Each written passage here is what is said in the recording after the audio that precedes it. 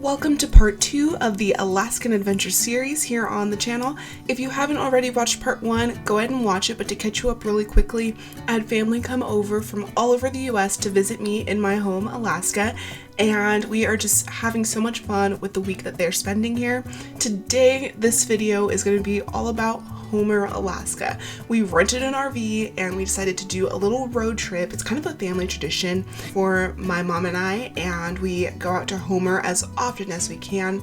We are currently at our first rest stop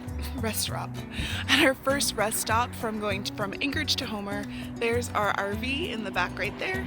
You can hear the birds chirping and it's such a pretty day. Not gonna lie, I think I've slept most of the way so far, but we are Turnagain Pass, and I think they're saying the elevation's about 1,015 feet, and we will keep heading on the road. We decided to stay at the Frontier RV Park for a couple of reasons. One, we wanted to be able to park and face the water, so that was just awesome to wake up to, and so that the people in my group who wanted to fish were able to in a little watering hole that's super close by. Dinner counts on them getting fish, so I'm really hoping that they get fish because we planned on having salmon for dinner, like a salmon soup or something or other.